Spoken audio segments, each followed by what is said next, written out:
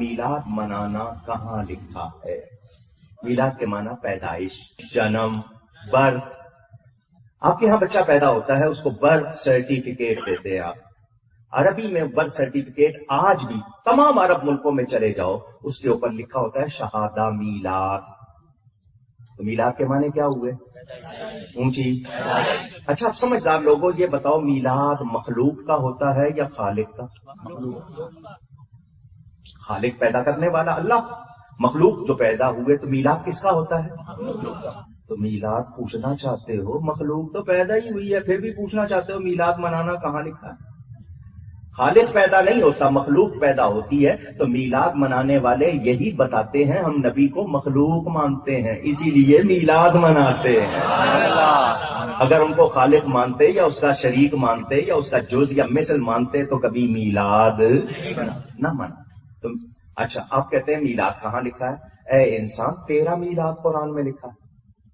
حضرت آدم کا میلاد قرآن میں، حضرت حوا کا میلاد قرآن میں، حضرت ابراہیم کا میلاد قرآن میں، حضرت موسیٰ کا میلاد قرآن میں، حضرت مریم کا میلاد قرآن میں، حضرت عیسیٰ کا میلاد، بلکہ انسان کا میلاد قرآن میں بیان ہوا۔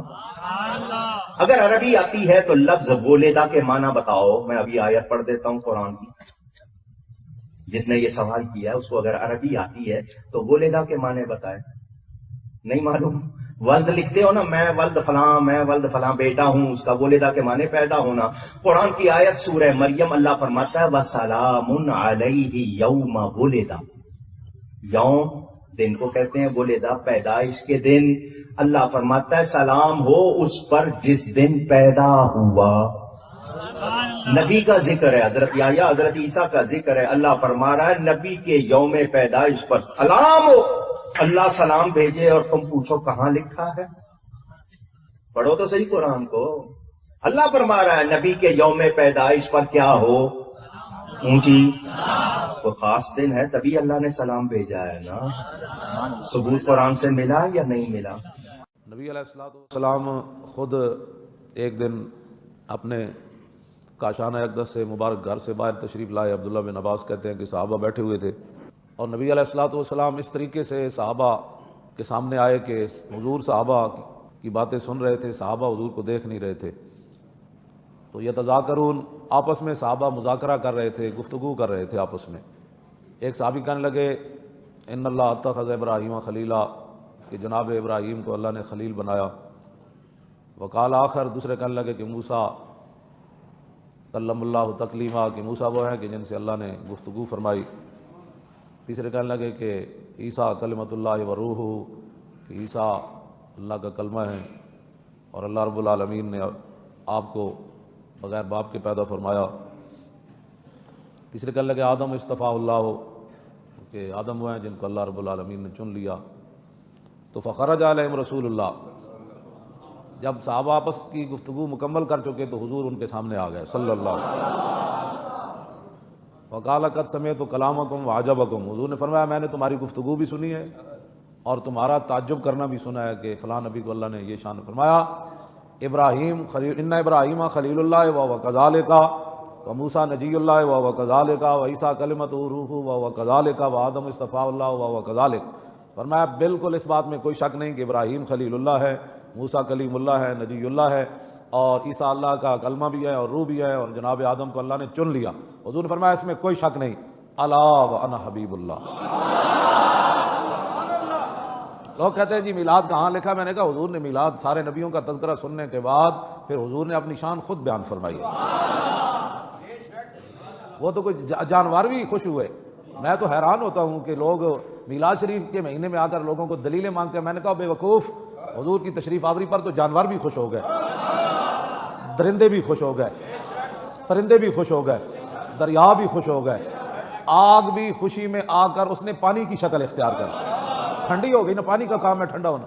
ہاں تو پانی کے اندر آگ کی خاصیت پیدا ہو گئی اور آگ کے اندر پانی کی خاصیت پیدا ہو گئی۔ پتہ نہیں تو کیسا مسلمان ہے کہ تو اس پر بھی دلیلیں مانگتا ہے۔ حضور خود نبیوں کا تذکرہ سننے کے بعد حضور نے فرمایا ہاں باتیں ایسی ہی ہے، لیکن الا وانا حبیب اللہ ولا فخرا، میں اللہ کا محبوب ہوں۔ ہاں دیکھیں اللہ تبارک و تعالی نے قرآن عظیم میں ارشاد فرمایا کہ هو الذی خلق لکم ما فی الارض جمیعا، اللہ تعالیٰ وہ ذات ہے جس نے زمین پر جو کچھ ہے سب کا سب تمہارے نفع کے لیے پیدا کیا ہے۔ لہٰذا جس سے ہم جس چیز سے بھی دنیاوی نفع اخروی نفع حاصل کرنا چاہیں اس آیت کی روشنی میں کر سکتے ہیں، ہمارے لیے طیب ہے، حلال ہے۔ اب اس سے وہی چیزیں باہر ہوں گی جن کے بارے میں قرآن و حدیث میں کوئی ممانعت آئے گی۔ مثال کے طور پہ ایک شخص شراب کی بوتل لیتا ہے اور یہی آیت پڑھتا ہے کہ اللہ تعالیٰ نے تو فرمایا ہے کہ جو کچھ زمین پہ سب تمہارے لیے حلال ہے، تو اس لیے پھر یہ بوتل شراب پینا بھی جائز ہوگا۔ ہم کہیں گے نہیں، یہ آیت اپنی جگہ ہے، لیکن اللہ تعالیٰ نے شراب کو حرام قرار دیا۔ دیکھو یہ آیت اجتنبوا کا قول ہے، لہذا شراب حرام ہے۔ گویا کہ جس جس چیز کے بارے میں قرآن و حدیث میں ممانعت آئے گی، اس آیت کے عام حکم سے وہ چیز خارج ہوتی جائے گی۔ تو معلوم یہ ہوا کہ اصل جواز کی دلیل دینا ضروری نہیں ہے، وہ تو آیت کہہ رہی ہے سب کچھ تمہارے لیے جائز ہے۔ اصل دلیل چاہیے حرمت کی، اصل دلیل چاہیے کسی چیز کو ناپاک اور نجس قرار دینے کی۔ لہٰذا اب یہ کویسچن پیدا ہوتا ہے کہ اگر میلاد جائز نہیں ہے تو آپ قرآن یا حدیث سے کوئی دلیل پیش کریں، اگر نعت شریف پڑھنا جائز نہیں ہے، نعت خوانی، تو قرآن و حدیث میں دکھائیں۔ اللہ تعالیٰ نے کہیں فرمایا ہو میلاد مت کرو، کہیں اللہ نے فرمایا ہو نعت مت پڑھو، سرکار نے ایسا کیا ہو، صحابہ کرام نے منع کیا ہو، نہیں، تو اس جواز والی آیت کے تحت یہ آئے گا اور سب جائز ہیں۔ اور یہ میں آپ کو بتا دوں کہ یہ کوئی دلیل نہیں ہے کہ جی صحابہ کرام نے کیا تو ہم کریں گے ورنہ نہیں۔ آپ اپنے لباس دیکھ لیں، اپنے گھر کا اسٹائل دیکھ لیں، آج آپ کی شادی بیاہ کے معاملات دیکھ لیں، آپ تعلیم کا حصول دیکھ لیں، مسجد پہ گنبد و مینار دیکھ لیجئے، نماز کے مسجد میں جماعت کے اوقات دیکھ لیجئے، دارالعلوموں کا قیام، اس کے لیے سلیبس، اس کے لیے پھر امتحان کے اوقات، پھر اس کے بعد مختلف کتابیں رکھنا اور پڑھانا، پھر اس کے بعد دستار بندی، اس کے بعد سند دینا، کون سی ایسی چیزیں جو صحابہ کرام نے کی تھی۔ تو اگر ہم یہ قاعدہ قانون بنا لیں کہ جی وہاں کی گئی ہو تبھی جائز ہے ورنہ حرام ہے، تو میرے پیارے بھائی زندگی کے کاروبار رک جائیں گے۔ یہ مطالبہ ہی بالکل غلط ہے۔ لہٰذا اصل چیز ہے ممانعت، اگر کہیں ممانعت ہے تو دکھائی جائے، نہیں ہے تو یہ اپنا اس کا حکم جواز ہے۔ اعتدال حضرت امیر معاویہ رضی اللہ تعالیٰ عنہ کی مرویات سے ہے کہ حضور علیہ السلام مسجد نبوی میں تشریف لائے تو صحابہ بیٹھے ہوئے تھے، تو بیٹھ کر کے وہ ان کا باہمی کسی عنوان سے گفتگو کا جلسے کا سٹائل تھا، بلکہ حدیث کے لفظ ہیں کہ حضور آئے تو فرمایا ما اجلسکم، تم کیوں بیٹھے ہوئے ہو، تمہارے اس جلوس کا، بیٹھنے کا، جلسے کا کیا مقصد ہے؟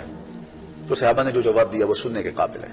انہوں نے کہا جلسنا نذکر اللہ و نحمدہ علی ما ہدانا للاسلام و من علینا بک، حضور ہمارے بیٹھنے کا مقصد یہ ہے کہ ہم اللہ کی حمد بول رہے ہیں، اس کی ثنا کر رہے ہیں، اس کا شکریہ ادا کر رہے ہیں اس بات پر کہ اس نے ہمیں ہدایت اسلام دی اور آپ کی صورت میں ہمارے اوپر کرم فرمایا، وَمَنَّ عَلَيْنَا بِكَ، آپ کی صورت میں ہمارے اوپر کرم کیا۔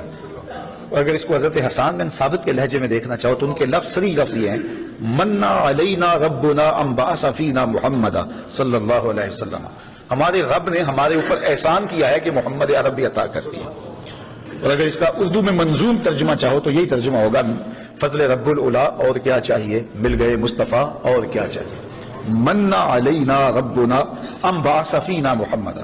انہوں نے کہا کہ ہم اس پر اللہ کا شکریہ ادا کر رہے ہیں کہ اللہ نے آپ کی صورت میں ہمارے اوپر احسان کیا ہے۔ جب صحابہ نے یہ بات کہی تو حضور مسکرا کے گزر جاتے، کہتے کہ اچھا کام ہے، اور اگر اچھا نہیں تھا تو روک دیتے، لیکن حضور فرمایا کیا صحابہ تم اس بات پہ قسم اٹھا سکتے ہو کہ اسی لیے بیٹھے ہو؟ تو صحابہ کو حیرت ہوئی ہوگی کہ اس بات پر قسم لینے کا کیا مقصد ہے، لیکن حضور نے کہا تو انہوں نے برجستہ عرض کی حضور ہم اللہ کی قسم اٹھا کے کہتے ہیں اسی لیے بیٹھے ہو۔ حضور نے باقاعدہ حدیث میں آتا ہے، مسلم کی روایت ہے، سنن نسائی میں ہے، باقی کتب حدیث میں، حضور علیہ السلام نے ان سے قسم مانگی، مجھے قسم دو کہ تم اسی لیے بیٹھے ہوئے ہو۔ تو صحابہ نے عرض کی حضور ہم اللہ کی قسم اٹھا کے کہتے ہیں ہم اسی لیے بیٹھے ہیں۔ تو حضور نے قسم مانگی ان سے، اور انہوں نے سب نے باقاعدہ قسم دی، ہم اللہ کی قسم اٹھاتے ہیں، ہم اسی لیے بیٹھے ہیں کہ آپ کی صورت میں اللہ نے جو ہمارے اوپر انعام کیا ہے اس پر اللہ کا شکر ادا کر رہے ہیں۔ تو جب صحابہ سے باقاعدہ حضور نے قسم لے لی اور انہوں نے قسم دے دی تو حضور علیہ السلام نے فرمایا صحابہ میں تم سے جو قسم لی ہے وہ کسی تہمت کی بنیاد پر نہیں لی، کوئی شک نہیں تھا تمہارے قول کی صداقت پر کہ میں نے قسم سے تصدیق چاہی ہو، بلکہ ماجرا کچھ اور تھا، اور وہ کیا تھا کہ میں حجرے میں تھا، اتانی جبریل علیہ السلام، میرے پاس حضرت جبریل امین آئے، تم باہر بیٹھ کے مجلس کر رہے تھے اور میں حجرے میں بیٹھا ہوا تھا، اتانی جبریل علیہ السلام، اور میرے پاس جبریل امین آئے، فاخبرنی ان اللہ یباہی بکم الملائکہ، مجھے جبریل نے آ کے خبر دی اے صحابہ تمہارے اس عمل پر اللہ فرشتوں میں فخر کر رہا ہے، تمہارے اس عمل پر، فاخبرنی ان اللہ یباہی بکم الملائکہ، تمہارے اس عمل پر اللہ فرشتوں میں ناز کر رہا ہے، فرشتوں میں فخر کر رہا ہے کہ میں نے ان کو ایک نعمت دی تھی، کتنے قدردان ہیں کہ اب بھی بیٹھ کے اس کا شکریہ ادا کر رہے ہیں۔ اللہ اکبر۔ تو مجھے بتائیے آج اگر میں اور آپ بیٹھ جائیں اور جمع ہو جائیں، چلو بیٹھنے کی جگہ پر چراغاں بھی کر لیں، نیچے اچھی چٹائیاں بھی بچھا لیں، اب اتنی آوازیں نہیں ہیں کہ زور سے بول کر آخری شخص تک آواز پہنچائی جائے، چلو سہولت کے لیے لاؤڈ سپیکر بھی لگا لیں، کوئی دور و نزدیک سے لوگ آئے ہیں ان کے لیے کوئی کھانے کا شیرینی کا انتظام بھی کر لیں، تو اس میں کیا قباحت ہوگی؟ یہ کیا بالکل اسی مجلس کا تسلسل دکھائی نہیں دیتا؟ ہاں اگر ضد ہے تو اس پر بڑی باتیں کی جا سکتی ہیں اور کی بھی جاتی ہیں، لیکن اگر ضد نہیں ہے، انصاف کی نظر سے دیکھا جائے تو اگر اسی عنوان سے میں بیٹھ جاؤں اور آپ بیٹھ جائیں اور ہم جو ہے وہ اپنے رزق سے اس کے لیے کوئی دوستوں کے لیے اہتمام بھی کھانے کا کر لیں اور حضور علیہ السلام کی سیرت کو عنوان چھیڑ لیں، فضائل و مناقب کی باتیں کر لیں، تو اس میں کوئی قباحت نہیں ہوگی۔ کسی صحابی نے کسی مسجد کے اندر اشتہار چھپوا کے اعلان کرا کے درس قرآن کرایا ہے کبھی؟ سیرت النبی کا جلسہ، ختم بخاری، مدرسے کا دستار فضیلت کا جلسہ، آپ نے اشتہار پڑھے ہیں نا؟ یہ سارے مکاتب فکر کے ہوتے ہیں کہ نہیں ہوتے؟ کسی صحابی نے اس طرح، وہ تو روز درس قرآن دیتے تھے، لیکن اس طرح اشتہار چھپوا کے پوسٹر لگا کے اور مصر سے کسی صحابی کو اسپیشل بلوا کے یا یمن سے بلوا کے مسجد کے اندر کبھی درس قرآن کے اجتماعات کرائے، سیرت النبی کے جلسے، ختم بخاری کے؟ او بھائی یہ ساری چیزیں حضور کے صحابہ کی سنت سے مروجہ انداز میں ثابت نہیں۔ مجھے بتا میرے بھائی، میں درد کے ساتھ تجھ سے سوال کرتا ہوں کہ سیرت النبی کے جلسے میں تو پشاور سے مولانا بلائے، پنڈی سے بلائے، تو گجرات اور کراچی سے لوگوں کو بلا کر کے اگر سیرت کا جلسہ کرائے اور تو اس میں ایک آدمی کو کراچی سے بلوایا جا رہا ہے تو نے اس کو 20,000 کی ٹکٹ بھی دی اور اشتہار پہ بھی جلسے پہ خرچ ہوا، پھر لنگر بھی پکا، کھانا بھی نے کھلایا، نہ تجھے کوئی بیوہ یاد آئی، نہ تجھے کوئی مسکین یاد آیا، نہ تجھے کوئی غریب یاد آیا؟ حالانکہ کہنا چاہیے تھا نا یہ جو لاکھ روپیہ لگ رہا ہے کسی بیوہ کی خدمت کر دینی چاہیے، یتیم کو دے دینا چاہیے۔ درد کے ساتھ بات کر، سوال میرا یہ ہے کہ وہی کام جو سیرت کے جلسے میں ہوتے ہیں، پہلے تلاوت ہوتی ہے، پھر نعت ہوتی ہے، پھر کسی عالم کا بیان ہوتا ہے، وہی کام صرف نام بدل کے کیا جائے، عید میلاد النبی نام رکھا جائے صلی اللہ علیہ وسلم۔ یہ میں آپ کے ذہنوں پہ دستک دے رہا ہوں، تقریر نہیں کر رہا، صرف دستک دے۔ او بھائی دیکھو، ایک آدمی وہی کام نام بدل کے کرے تو جائز ہے، اور اگر اس میں نبی پاک کے میلاد کا نام رکھ لیا جائے یا نعت کا نام رکھ لیا جائے تو پھر مجھے اجازت دے میں تجھ سے سوال کروں کہ صرف تجھے حضور کی تعریف پوری لگتی ہے؟ پھر مجھے اجازت دے کہ میں تجھ سے پوچھوں کہ صرف تجھے نعت اچھی نہیں لگتی؟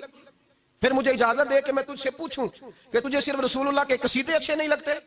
دے مجھے اجازت کہ میں تجھ سے سوال کروں کہ جہاں ذکر رسول کی بات آئے وہاں تو پریشان کیوں ہوتا ہے؟ تجھے پتہ ہی نہیں یہ تو وہ ذکر ہے کہ رب فرماتا ہے تم بیان کرو نہ کرو ورفعنا لک ذکرک، محبوب میں نے خود تیرے چرچے ساری دنیا میں بلند فرما دیے۔ اور نبی پاک نے پوچھا حضرت جبریل سے کہ چل جبریل تو بتا میری امت کو پتہ چلے رب نے میرا ذکر کیسے بلند کیا ہے؟ تو جناب جبریل کہنے لگے محبوبہ رب فرماتا ہے میرے نبی سے کہہ دے جہاں جہاں تیرے رب کا ذکر ہوگا وہاں وہاں تیرا بھی ذکر ہوتا رہے گا۔ یہ تو محتاج ہی نہیں کسی کا۔ اتنی جلدی لوگ بپھرتے ہیں۔ اللہ فرماتا ہے قل بفضل اللہ وبرحمتہ فبذلک فلیفرحوا، محبوب ان سے کہہ دو جب اللہ کا فضل ملے، جب اللہ کی رحمت ملے تو خوشی مناؤ۔ تیرا نہیں مجھے پتا، مجھے تیرا نہیں پتا، لیکن مجھ سے اگر تو پوچھے تو کائنات میں رب کا سب سے بڑا فضل بھی محمد مصطفیٰ ہی ہے اور سب سے بڑی رحمت بھی محمد مصطفیٰ ہی ہے۔ وہ دو عالم کی رحمت تھے، وہ جہاں چاہتے وہیں رہتے، یہ تو ان کی مہربانی ہے کہ یہ عالم پسند آیا۔ رب کریم نے تجھے آنکھ دی، دنیا دیکھی تو نے، رب کریم نے تجھے قوت دی، تو نے دنیا گھومی، اور پھر رب نے تجھے بیٹے دیے تو میٹھا میوہ، اور بیٹیاں دی تو تیرے لیے باعث کرم، تیری چھاتی پہ بچے چڑھے تو نے کہا سب سے بڑی نعمت یہی ہے۔ کہ مالک کہتا ہے تو میرا بندہ تھا، میں نے دینا ہی تھا، اس نے دیا، احسان نہیں جتلایا، لیکن جب اپنا نبی دیا تو کہا میں نے بڑا احسان کیا تم پہ۔ لقد من اللہ علی المؤمنین اذ بعث فیہم رسولا، میں نے تم پر احسان کیا ہے۔ کون دیتا ہے کسی کو محبوب اپنا؟ نہ جانے رب نے یہ کیسے گوارا کیا۔ لقد من اللہ علی المؤمنین اذ بعث فیہم رسولا، اتنا بڑا فضل، اتنا بڑا فضل، فضل بھی حضور۔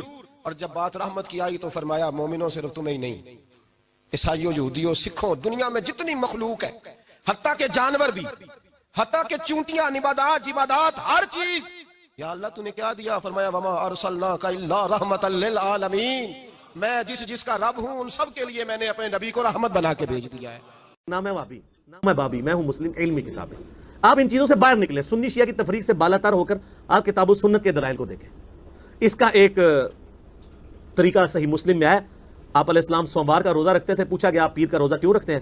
فرمایا فیہ ولدت وفیہ انزل علیہ، اس دن میری پیدائش ہوئی اور اس دن مجھ پہ قرآن کی وحی پہلی دفعہ نازل ہوئی تو میں اس کے خوشی کے اظہار کے لیے، یعنی جشن قرآن اور جشن مصطفیٰ صلی اللہ علیہ وآلہ وسلم آپ علیہ السلام سال بعد نہیں مناتے تھے، ہر ہفتے مناتے تھے، اور پیر کا روزہ رکھ کے۔ اب رہا یہ جو امت نے جو چیز ایکسیپٹ کی ہے اجماع کے طور پہ، وہ بھی بالکل ٹھیک ہے۔ مستدرک علاقے میں حدیث ہے میری امت کبھی بھی گمراہی پہ جمع نہیں ہوگی، یعنی پوری امت اگر کوئی کام کر رہی ہو، امت کا ایک گروہ نہیں، پوری امت کم از کم اتنی بات پہ متفق ہے کہ میلاد کے مہینے میں نبی صلی اللہ علیہ وآلہ وسلم کا ذکر خیر ہونا چاہیے۔ بریلوی میلاد مصطفیٰ کانفرنس کر رہے ہیں، دیوبندی سیرت مصطفیٰ کانفرنس کر رہے ہیں، اہل حدیث محمد رسول اللہ کانفرنس کر رہے ہیں، نام مختلف رکھے ہوئے ہیں۔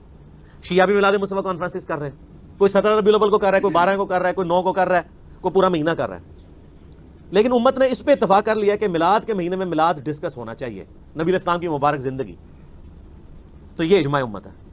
سنن طبرانی میں صحیح سند سے عبداللہ ابن مسعود کا قول ہے کہ جس کو امت اچھا سمجھنا شروع کر دے، امت کا ایک گروہ نہیں، پوری امت، وہ اللہ کے نزدیک بھی اچھا ہے۔ اب پوری امت اس پہ قائل نہیں ہے کہ آپ میلاد کے موقع پہ ڈول ڈمکے کریں اور مکے مدینے کے ماڈل بنا کے ان کے سامنے دعائیں کریں، عورتوں مردوں کا اختلاط ہو۔ یہ ایک فرقہ ہی اس کو لے کے چل رہا ہے، پوری امت نہیں اس کو مانتی، پوری امت۔ پہلی بات تو یہ کہ 12 ربیع الاول نبی کا یوم ولادت ہے، اس پر کوئی صحیح روایت موجود نہیں ہے۔ اگر ہے تو بھائی کوئی دکھا دے، بھائی یہ روایت ہے، اس کے یہ راوی ہیں، سارے ثقہ راوی ہیں، ایسی کوئی روایت موجود نہیں ہے۔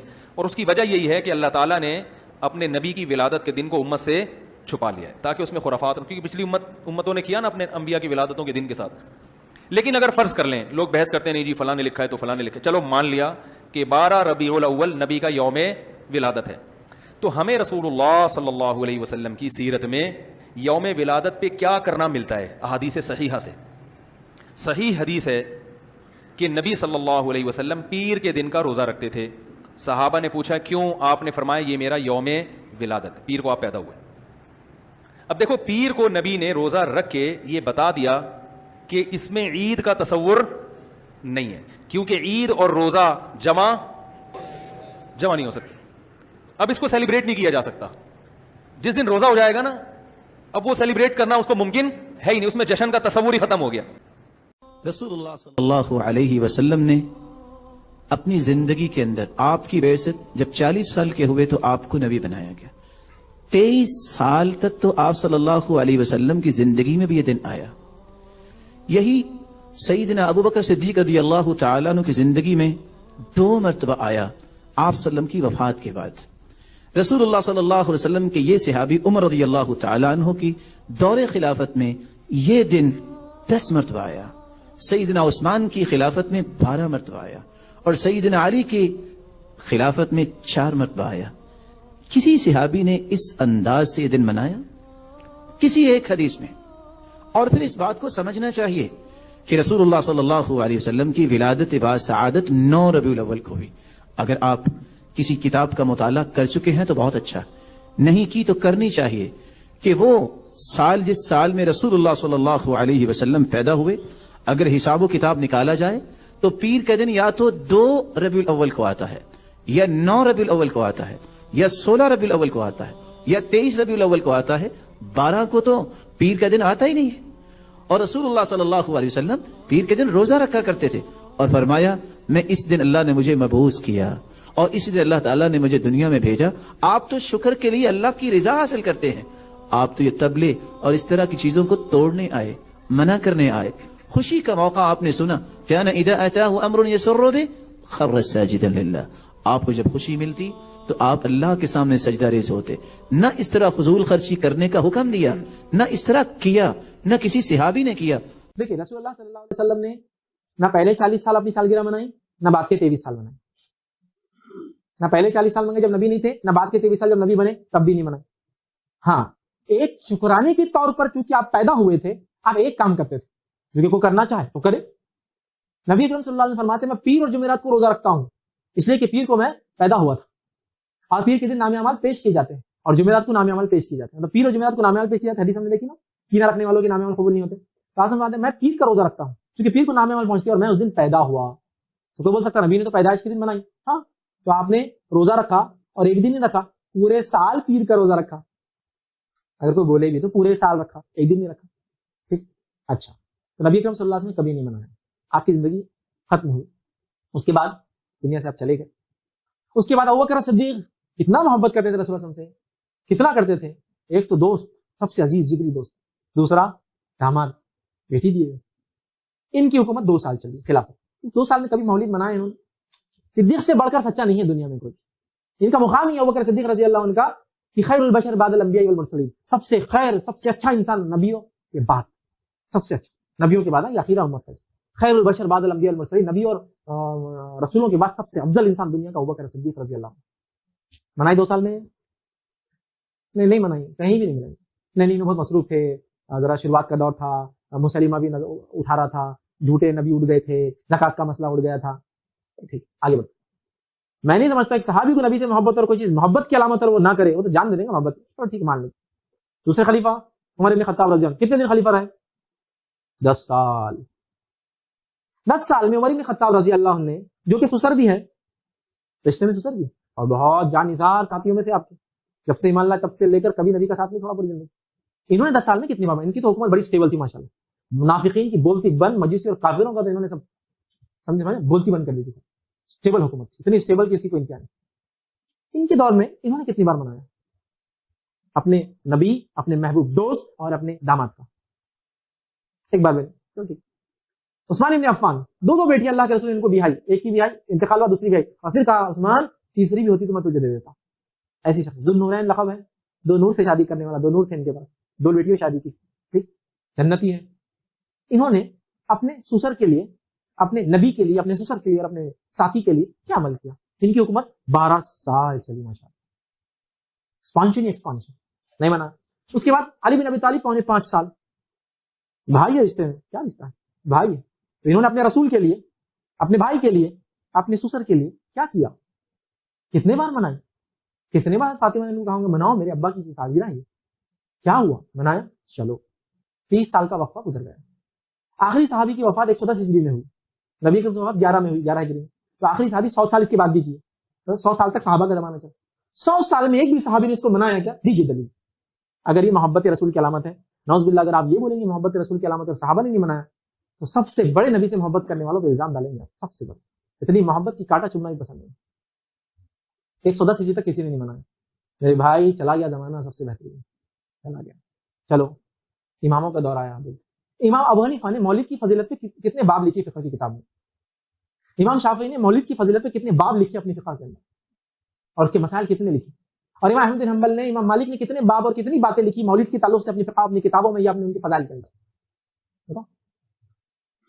یہ زمانہ بھی چلا گیا. تابعین میں سے کس نے منایا؟ بڑے بڑے تابعین، سفیان الثوری ہے، سعید بن مسیب ہے، بڑے بڑے تابعین. کس تابعین نے منایا؟ کس تابعین نے منایا؟ کس امام نے منایا؟ پھر تم کیسے اس کو محبت کی علامت بول سکتے ہو؟ تعصب میں مت سنو میری بات، تھوڑی عقل لگاؤ، تھوڑا سوچ کے ساتھ وہ کرو کہ کہیں نہ کہیں گڑبڑ کر رہے ہیں ہم، یہ درست نہیں ہے، نبی اکرم صلی اللہ علیہ وسلم نے نہیں منایا. اب واقعات لائے جاتے ہیں بے بنیاد، بے بنیاد. جہاں تک کہ ہمیں حدیث کی روشنی میں ہمیں یہ ثابت نہیں ہوتا ہے کہ محمد صلی اللہ علیہ وسلم نے کبھی اپنا سالگرہ بنائے، یا صحابہ نے یا تائین یا تبع تائین نے کبھی ان کا سالگرہ بنائے. تو جب محمد صلی اللہ علیہ وسلم نے کبھی کہا نہیں کہ میں سالگرہ بناؤ، یا کبھی صحابہ نے بنائے، اور اگر آج ہم ان کا سالگرہ بناتے تو یہ بدعت ہو جاتا ہے. تو سالگرہ بنانے کی کوئی ضرورت نہیں ہے. ایسا کوئی اسلام ایک مذہب کے اندر نہیں ہے، قرآن میں بھی نہیں، شریعہ میں نہیں. یہ ایک ویسٹرن کلچر ہے کہ ہمیں سالگرہ بنانا چاہیے. اور یہ اللہ سبحانہ و تعالیٰ کی طرف سے کہ اگر آپ غور کریں گے 12 ربیع اول محمد صلی اللہ علیہ وسلم کا برتھ ڈے بھی ہے، اور ساتھ ساتھ ان کا انتقال بھی 12 ربیع اول میں ہوا. تو اگر میں آپ سے پوچھوں گا کہ 12 ربیع اول ان کا ڈیتھ اینیورسری بنا رہے ہیں، برتھ اینیورسری بنا رہے ہیں، تو اللہ سبحانہ و تعالیٰ جیسا کہتے ہیں مکروا مکر اللہ واللہ خیر الماکرین، سورہ عمران میں سورہ نمبر 3 آیت نمبر 54 میں، کہ انہوں نے پلان کیا اور پلاٹ کیا، اللہ سبحانہ و تعالیٰ نے بھی پلان کیے، اور اللہ از دی بیسٹ آف پلانر. تو یہ کوئی قرآن اور حدیث کی روشنی میں ثابت نہیں عید میلاد النبی بنانا، اور ہمیں بنانے کی ضرورت نہیں ہے. یہ جس طریقے سے کرسچن لوگ عیسیٰ علیہ السلام کا برتھ ڈے بناتے ہیں، یہ الگ مذہب ہے، اسلامک مذہب میں اس کی کوئی اجازت نہیں. میلاد النبی منانا، اس کو جشن کے طور پر اور اس کے اہتمام کرنا، یہ بدعت ہے. اور مراد اس سے یہ ہے کہ عہد رسالت مآب میں یا عہد صحابہ میں اس طرح نہیں ہوتا تھا.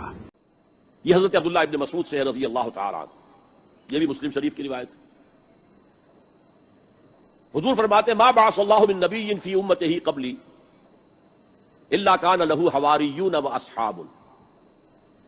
اللہ نے مجھ سے پہلے کسی بھی امت میں کسی نبی کو نہیں بھیجا مگر اس کے کچھ نہ کچھ حواری، کچھ نہ کچھ اصحاب تو ہوتے تھے نا، 2 ہوں، 4 ہوں، 10 ہوں، 12 ہوں. حضرت عیسیٰ کے حواری 12 تھے، ایمان لانے والے کل کہتے ہیں 72 تھے. بہرحال کچھ نہ کچھ ساتھی حواریون و اصحاب یاخذون بسنتہ ویقتدون بامرہ. وہ کیا کرتے تھے؟ وہ حواری اور صحابہ اپنے نبی کی سنت کو مضبوطی سے پکڑ لیتے تھے اور انہی کے احکام کی پیروی کرتے تھے. یقتدون بامرہ، اقتداء کرتے تھے، پیروی کرتے تھے. ثم انہا تخلف من بعدہم خلوف، پھر ہمیشہ ایسا ہوا ہے کہ بعد میں کچھ ایسے ناخلف اٹھے، یفعلون یقولون ما لا یفعلون ویفعلون ما لا یؤمرون، کہ وہ کہتے وہ تھے جو کرتے نہیں تھے اور کرتے وہ تھے جس کا حکم ہی نہیں ہوا. عرس منائے جا رہے ہیں، یہ کوئی اللہ کے رسول کا حکم ہے؟ کیا رسول کے صحابہ کا عمل ہے؟ کیا حضور کا عرس منایا گیا؟ عید میلاد النبی ایک نئی عید ہو گئی ہے، کیا اس کا حکم دیا محمد رسول اللہ نے؟ یفعلون ما لا یؤمرون، وہ اپنی ہی ایجاد کردہ روایات ہیں، اپنی ہی ایجاد کردہ بدعات ہیں، اپنی ہی ایجاد کردہ رسومات ہیں، ان پر لگے ہوئے ہیں اور دعوے کرتے ہیں اللہ سے محبت، رسول کے عشق کے، جبکہ ان کے عمل میں نہ اللہ کی اطاعت ہے نہ رسول کا اتباع ہے. اب جب ایسی صورت پیدا ہو جائے تو کیا کریں؟